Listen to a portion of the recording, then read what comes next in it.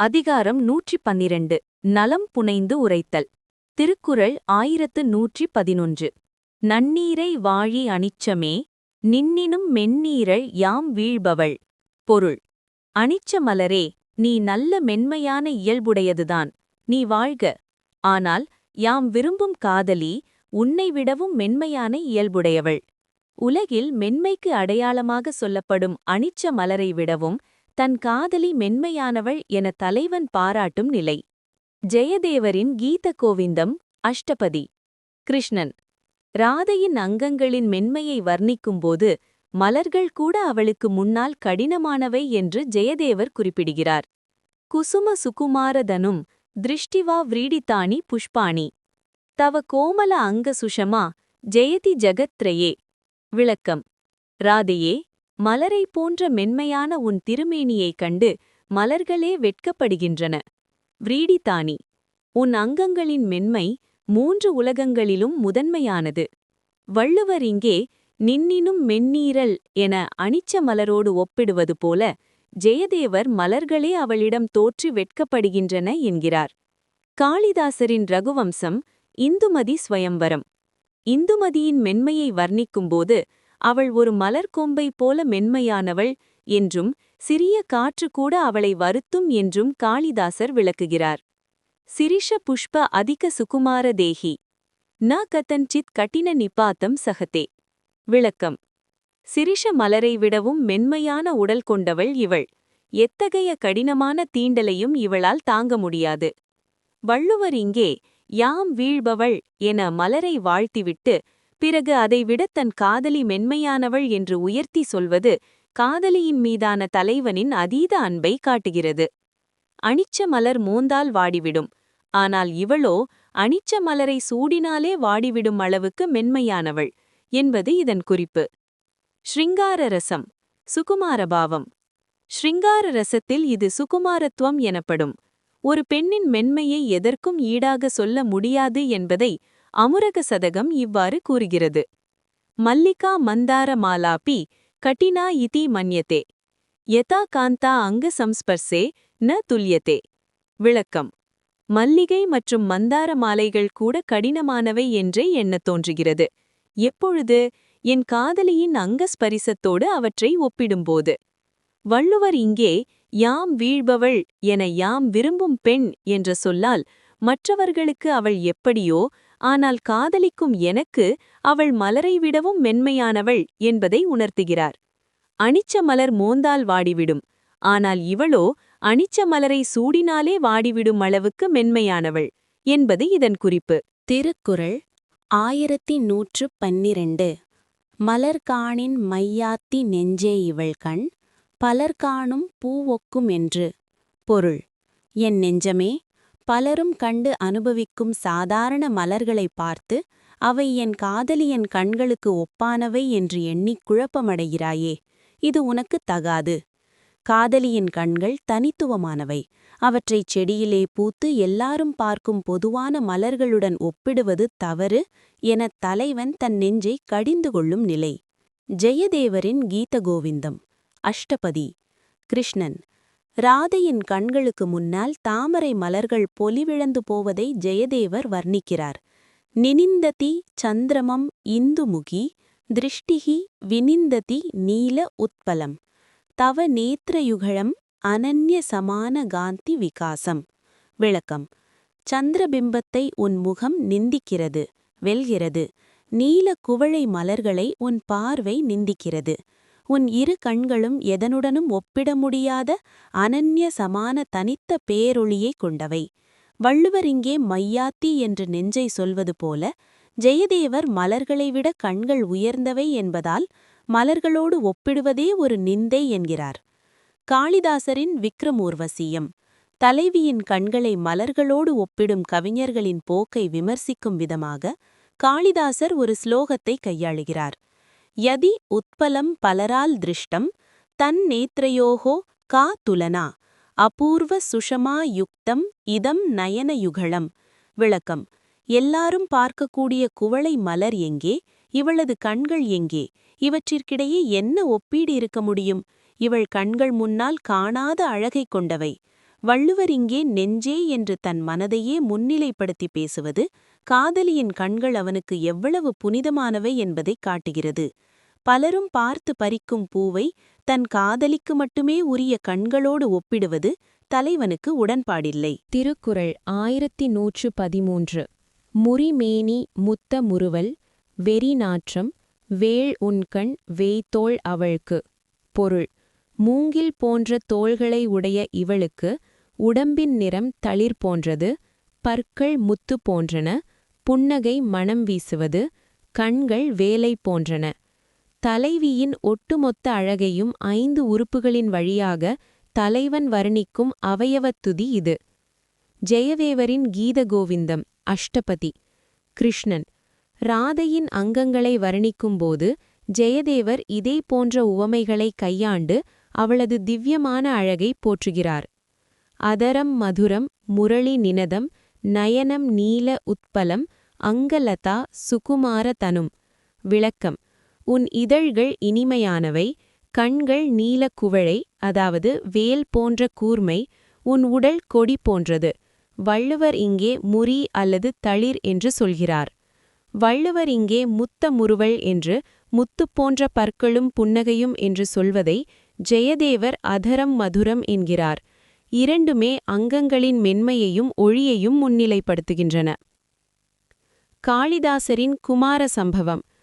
பார்வதியின் அழகை வர்ணிக்கும்போது அவள் ஒவ்வொரு சிறந்த பொருளிலிருந்தும் ஒரு பகுதியை எடுத்து செய்யப்பட்டவள் என காளிதாசர் கூறுகிறார். பிரத்யேக அவயவ சுஷமா முத்தா சமானம் ஸ்மிதம் வேணு சத்ருஷ புஜயுகலம். விளக்கம்: அவளது புன்னகை முத்துக்களுக்கு சமமானது, முத்த முறுவல். அவளது இரு தோள்களும் மூங்கிலுக்கு சமமானவை, வேய்த்தோள். வள்ளுவர் இங்கே வேய்த்தோள் என்று குறிப்பிடுவதை காளிதாசர் வேணு சத்ருஷ என்கிறார். மூங்கில் போன்ற திரட்சியும் மென்மையும் கொண்ட தோள்கள் பேரழகின் அடையாளமாக கருதப்படுகின்றன. சிருங்கார ரசம் அவயவ லாவண்யம். சிருங்கார ரசத்தில் இது சர்வ அங்க சுந்தரி வர்ணனை எனப்படும். அமுரக சதகத்தின் ஒரு பாடல்.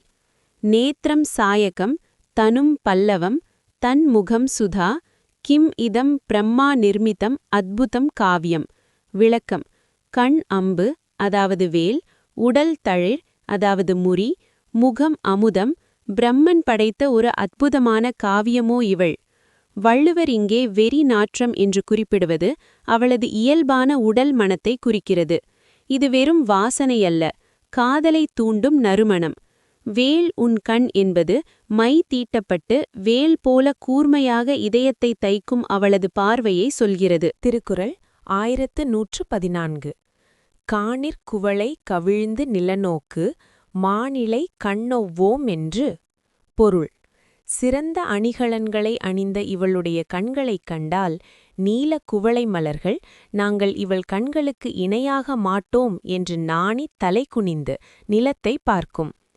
குவளை மலரின் இதழ்கள் விரிந்திருப்பதை விட தலைவியின் கண்களே அதிக எழில் கொண்டவை என்பதால் மலர்கள் அவமானம் கொண்டு தலைகுனிவதாக தலைவன் கற்பனை செய்யும் நிலை. ஜெயதேவரின் கீத கோவிந்தம் அஷ்டபதி. கிருஷ்ணன். ராதையின் கண்களுக்கு முன்னால் மற்ற நீல மலர்கள் எவ்வாறு தோற்றுப்போகின்றன என்பதை ஜெயதேவர் வர்ணிக்கிறார். நீல நளினம் அபிநிந்ததி தவ நேத்ர யுகலம் லஜ்ஜிதம் இதம் மக்னம் ஜலமத்யே புனః. விளக்கம்: ராதையே, உன் இரு கண்களும் நீலத் தாமரையை நீல நளினம் நிந்திக்கின்றன. உனக்கு இணையாக முடியாது என்ற வெட்கத்தால் அந்த மலர்கள் மீண்டும் மீண்டும் தண்ணீருக்குள் மூழ்கி ஒழிகின்றன. வள்ளுவர் இங்கே நிலன் நோக்கும் என்று சொல்வதை ஜெயதேவர் தண்ணீருக்குள் ஒளிதல் என்கிறார். மலர்கள் தலைகுனிவது என்பது கவித்துவமான ஒரு உயர்வு நவிச்சி அணி. காளிதாசரின் விக்ரமோர்வசீயம். காளிதாசர் இயற்கையின் அழகை விட தலைவியின் அழகை உயர்த்திச் சொல்வதில் வல்லவர். அவர் குவளை மலரின் தோல்வியைப் பற்றி இவ்வாறு கூறுகிறார். உத்பலம் அனிமிஷம் திரஷ்ட்வா தவ லோச்சன சாதுர்யம் அத்தக பஷ்யதி வியாஜேன மாரசாயக பீதிதக. விளக்கம்: உன் கண்களின் திறமையைக் கண்ட குவளை மலர் உத்பலம் மன்மதனின் அம்பு தைத்ததைப் போன்ற அச்சத்தால் கீழ்நோக்கி பார்க்கிறது. வள்ளுவர் இங்கே கவிழ்ந்து என்று குறிப்பிடும் நிலையை காளிதாசர் கீழ்நோக்கி பார்த்தல் என்கிறார். காதலியின் கண் ஒரு கூர்மையான ஆயுதம், மலர் என்பது மென்மையான உவமை மட்டுமே என்பது இதன் சாராம்சம். ஸ்ருங்கார ரசம், நேத்ர உத்கர்ஷம். ஸ்ருங்கார ரசத்தில் இது வியதிரேக அலங்காரம் எனப்படும். உவமை பொருளை விட உவமிக்கப்படும் பொருள் உயர்ந்தது எனல்.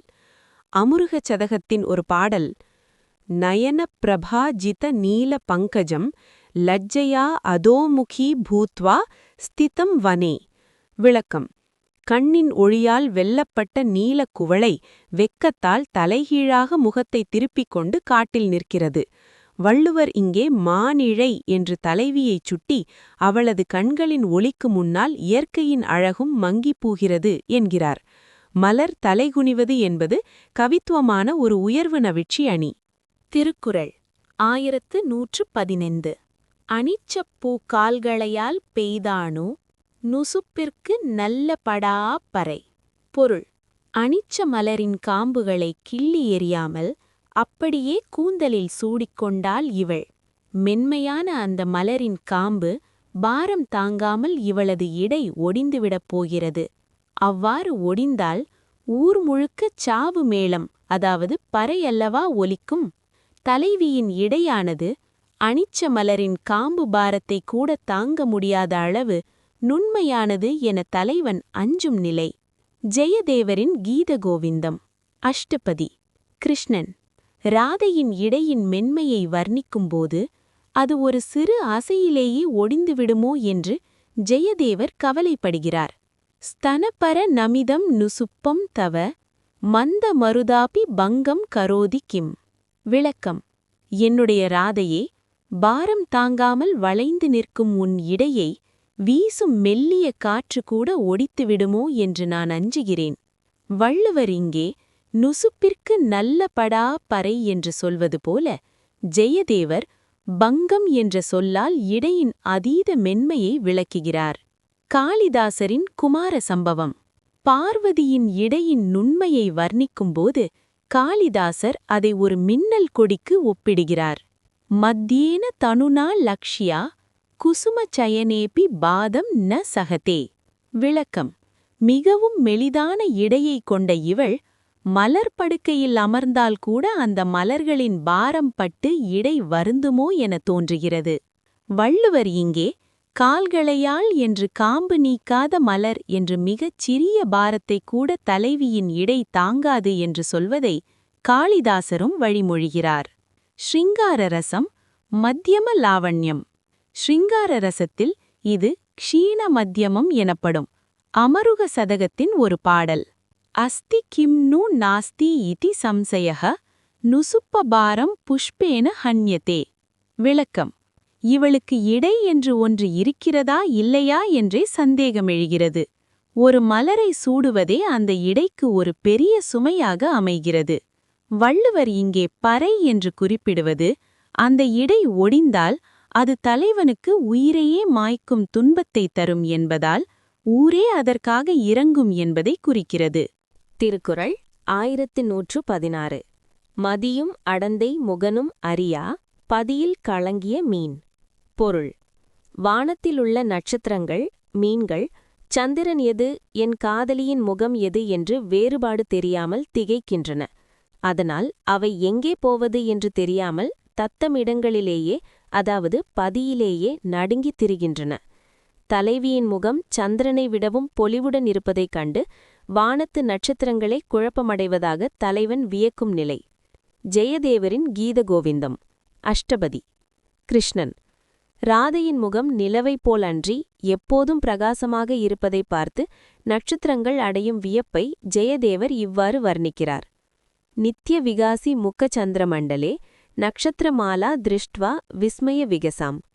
விளக்கம்: ராதையே, எப்போதும் மலர்ந்திருக்கும் உன் முகமாகிய சந்திரனைக் கண்டு வானத்து நட்சத்திர கூட்டங்கள் ஆச்சரியத்தால் கண் சிமிட்டுகின்றன. வள்ளுவர் இங்கே கலங்கிய மீன் என்று நட்சத்திரங்களின் குழப்பத்தை சொல்வதை ஜெயதேவர் விஸ்மயம், அதாவது ஆச்சரியம் அல்லது மயக்கம் என்கிறார். உண்மையான நிலவு தேயும், ஆனால் தலைவியின் முகநிலவு தேயாதது நட்சத்திரங்களுக்கு பெரும் புதிர். காளிதாசரின் விக்ரமோர்வசியம். ஊர்வசியின் முக அழகைக் கண்டு சந்திரன் வெட்கப்படுவதையும் அதனால் நட்சத்திரங்கள் திகைப்பதையும் காளிதாசர் ஒரு நேர்த்தியான ஸ்லோகத்தில் விளக்குகிறார். சந்திர சதிருஷ வதனம் கிம்மிதம் த்விதீய ஹிமகரஹா தாரகா விமுடா அஸ்மின் ஆகாஷ சங்கமே. விளக்கம்: இவள் முகம் என்ன இரண்டாவது சந்திரனா? இந்த விந்தையான காட்சியால் விண்ணுலக நட்சத்திரங்கள் தாரகா வழி தெரியாமல் குழம்பி போயுள்ளன. வள்ளுவர் இங்கே அரியா என்று குறிப்பிடுவதையே காளிதாசர் விமுடா, அதாவது பேதலித்த அல்லது குழம்பமடைந்த என்கிறார். ஸ்ருங்கார ரசம் முகச்சந்திர பிம்பம். ஸ்ருங்கார ரசத்தில் இது சசந்தேக அலங்காரம் எனப்படும். இரண்டு ஒப்பற்ற பொருள்களில் இதுவா அதுவா என ஐயம் கொள்ளுதல். அமருக சதகத்தின் ஒரு பாடல். யதி அயம் சந்திரஹா தர்ஹி குத்ர லக்ஷ்மணஹா யதி இதம் முகம் தர்ஹி கதமப்யுதிதம் நக்ஷத்ரகுலம். விளக்கம்: இது சந்திரனாக இருந்தால் இதிலுள்ள களங்கம் எங்கே? இது முகமாக இருந்தால் இதைச் சுற்றி ஏன் நட்சத்திரங்கள், அதாவது மீன்கள் வட்டமிடுகின்றன? வள்ளுவர் இங்கே பதியில் கலங்கிய என்று சொல்வது மிக நுட்பமானது. நட்சத்திரங்கள் வானத்தில்தான் இருக்கின்றன, ஆனால் தலைவியின் முகம் வானத்து நிலவை விட அழகாக தெரிவதால் அவை பூமிக்கும் வானத்திற்கும் இடையில் தங்கள் திசையை துளைத்து நிற்கின்றன. திருக்குறள் 1117. அருவாய் நிறைந்த வவிர்மதிக்குப் போல மருவுண்டோ மாதர் முகத்து. பொருள்: தேய்ந்த இடம் நிரம்பி முழுமையாகக் காட்சி தரும் ஒளி பொருந்திய சந்திரனிடம் கூட மரு, அதாவது களங்கம் ஒன்று இருக்கிறது. ஆனால் என் காதலியின் முகத்தில் அத்தகைய களங்கம் ஏதேனும் உண்டோ? இல்லை. சந்திரனை விடவும் தன் காதலியின் முகம் களங்கமற்றது, தூய்மையானது என தலைவன் போற்றும் நிலை. ஜெயதேவரின் கீத கோவிந்தம் அஷ்டபதி.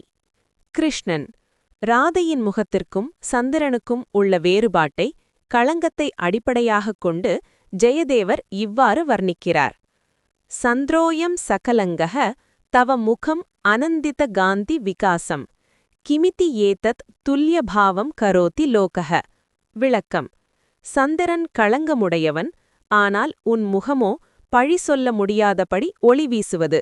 மக்கள் ஏன் இன்னும் உன் முகத்தை நிலவோடு ஒப்பிடுகிறார்களோ தெரியவில்லை.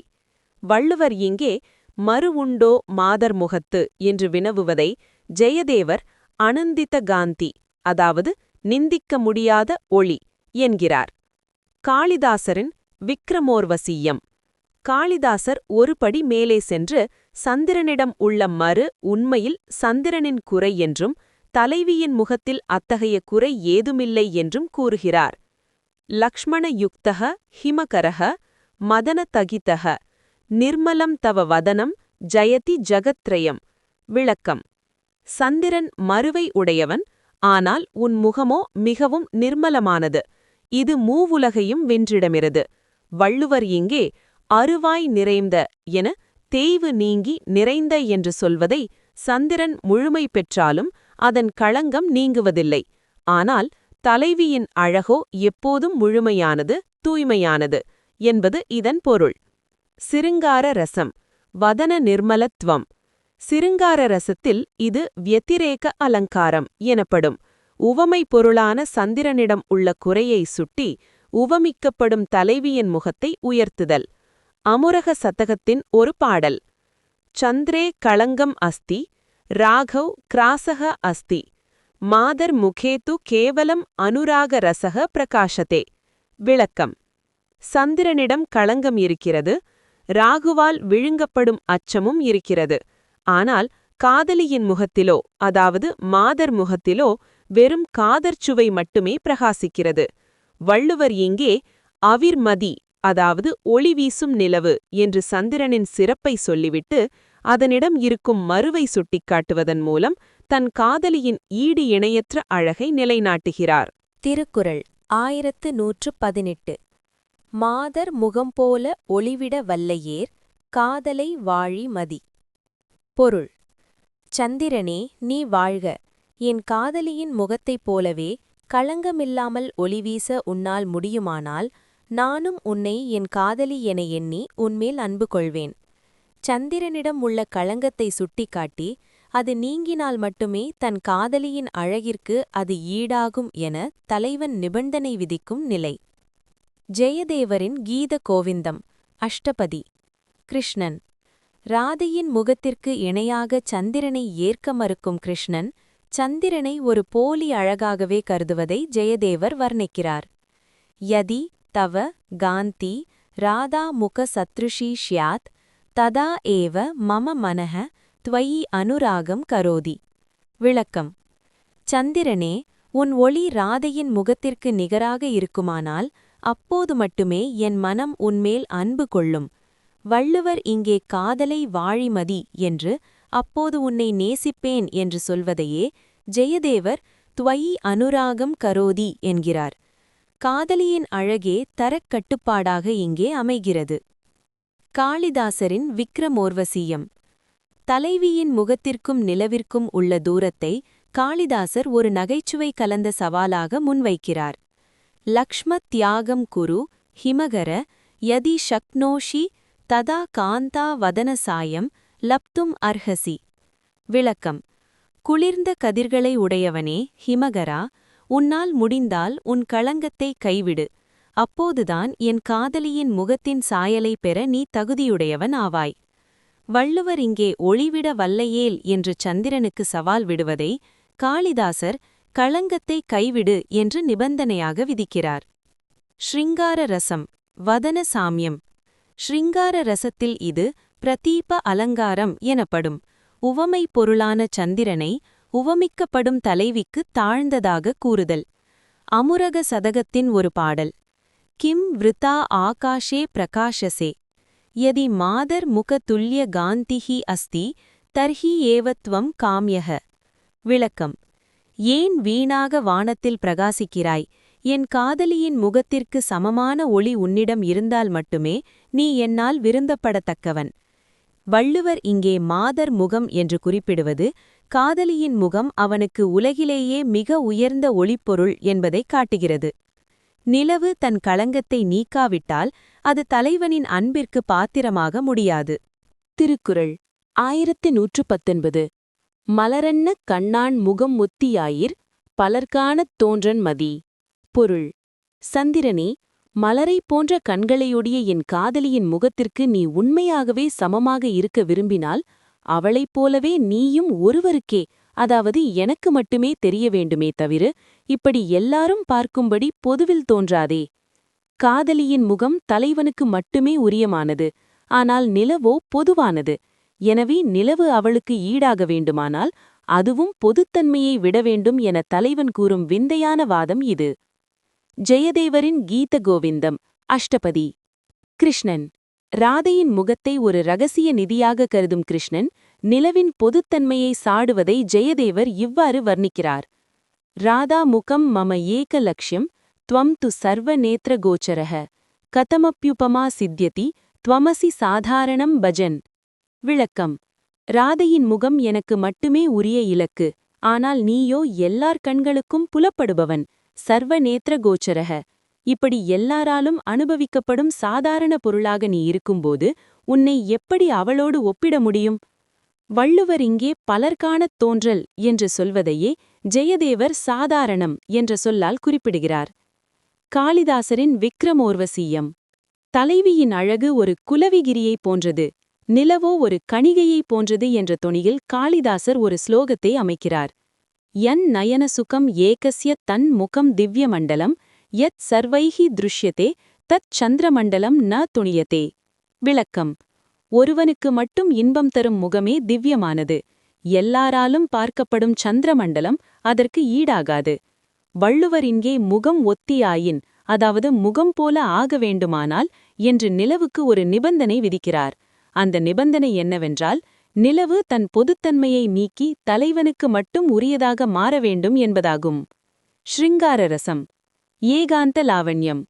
ஸ்ருங்கார ரசத்தில் இது அசாதாரண்ய அலங்காரம் எனப்படும். ஒரு பொருளின் தனித்துவத்தை போற்றுதல். அமருக சதகத்தின் ஒரு பாடல்.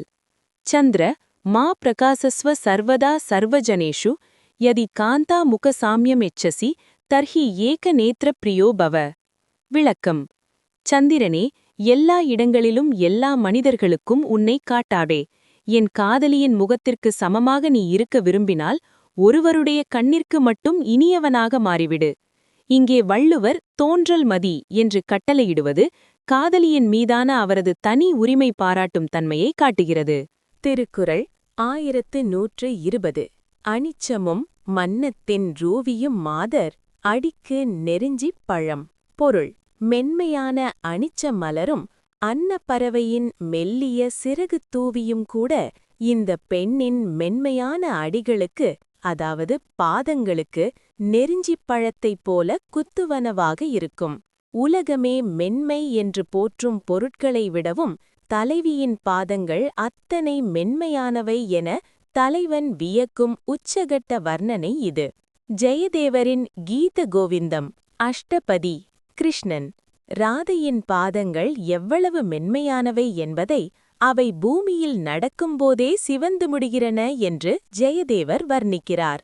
பல்லவ மிருதுதர சரணம் வினிவேசய மயி மதன நிதானம் கிம் இதி கடினதரா தரணி தவ பாததல ராக தயாளு. விளக்கம்: தளிரைவிட மென்மையான, அதாவது பல்லவ மிருதுதர உன் பாதங்களை என்மேல் வை. இந்த பூமி எவ்வளவு கடினமானது! உன் பாதங்களின் சிவந்த நிறத்தைக் கண்டு இந்த பூமியே அஞ்சுகிறது.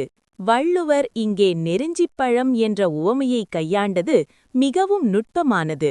நெருஞ்சிப்பழம் என்பது வெளியிலிருந்து பார்க்க பெரிய முள்ளாக தெரியாது, ஆனால் மிதித்தால் கொடுமையாக குத்தும். அதுபோல அனிச்ச மலரும் அன்ன தூவியும் மற்றவர்களுக்கு மென்மையாக தெரிந்தாலும் தலைவியின் பாதங்களுக்கு அவை துன்பம் தருவன என்பது தலைவனின் கருத்து. காளிதாசரின் குமார சம்பவம். பார்வதி தவக்கோலம் பூண்டு காட்டில் நடக்கும்போது அவளது பாதங்களின் மென்மையை காளிதாசர் இவ்வாறு விளக்குகிறார்: சலக்ஷண மிருது ஷரணௌ புஷ்பராசி அபி குந்த சமானா யதா பூமி ஸ்பர்சே ரக்த உத்பல வர்ணௌ ஜாயதே. விளக்கம்: அவளது மென்மையான பாதங்களுக்கு மலர் குவியல்கள் கூட ஈட்டிகளைப் போல தோன்றும். பூமியை தொட்ட மாத்திரத்திலேயே அவை செந்தாமரை போல சிவந்துவிடும்.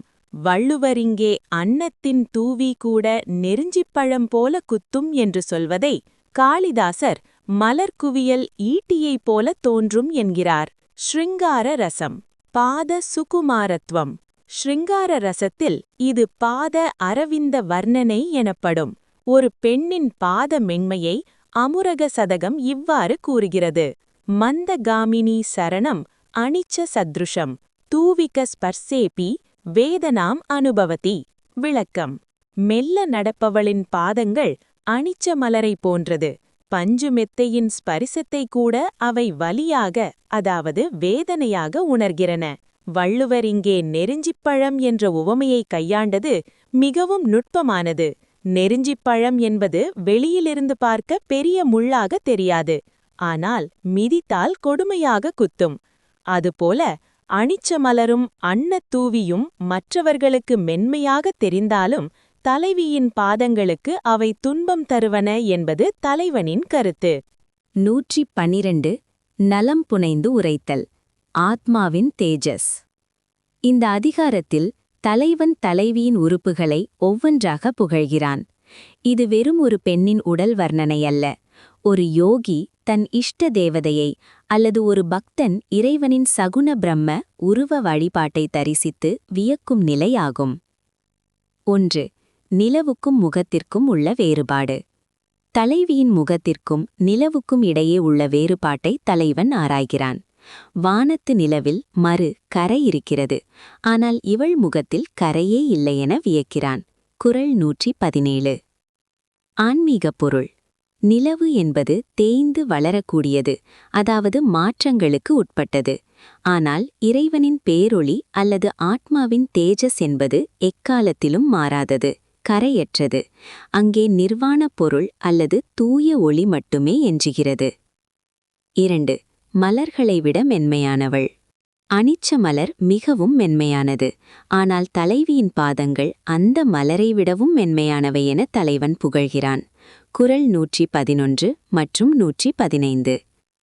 ஆன்மீகப் பொருள். இது இறைவனின் சுகுமார தன்மையை குறிக்கிறது. கடுமையான தவம் அல்லது வறண்ட அறிவு கொண்டு இறைவனை அணுகுவதை விட மென்மையான அன்பு, பக்தி வழியாக அவனை அடைவது எளிது என்பதை இது உணர்த்துகிறது. 3. இயற்கையை மிஞ்சிய பேரழகு. மாதர் முகம்போல் ஒளிவிட வல்லையேல் காதலை வாழி மதி. குறள் 118. நிலவே, நீ என் காதலியின் முகத்தைப் போல ஒளி வீச முடிந்தால் நீயும் என்னால் விரும்பப்படுவாயென நிலவிடம் கூறுகிறான். ஆன்மீகப் பொருள். பிரம்மா சரஸ்வதியை படைத்தபோது அவளது அழகில் மயங்கினார். அதுபோல படைப்பிலுள்ள அனைத்து பொருட்களும், நிலவு, மலர், இறைவனின் அழகில் ஒரு சிறு துளியே. முழுமையான பேரின்பத்தை இறைவனிடம் மட்டுமே காண முடியும். 4. அணிகலன்கள் தேவையில்லாத அழகு. தலைவிக்கு செயற்கையான நகைகள் தேவையில்லை. அவளது இயற்கை அழகே நகைகளுக்கு பெருமை சேர்க்கிறது. ஆன்மீகப் பொருள். ஆத்மா என்பது இயற்கையிலேயே தூய்மையானது, பியோர் சோல். அதற்கு வெளிப்பூச்சுகள் அல்லது அகங்கார வேடங்கள் தேவையில்லை. நான் என்ற அகங்காரம் அழியும்போது ஆத்மாவின் உண்மையான ஒளி பிரகாசிக்கிறது. முடிவுரை. நலம் புனைந்துரைத்தல் என்பது சிற்றின்பத்தை போற்றும் நூல் அல்ல. இது ஒரு பக்தன் இறைவனின் திருவுருவைக் கண்டு என்னை தாரை வார்த்துவிட்டேன் என்று சரணடையும் உன்னத மனநிலை ஆகும்.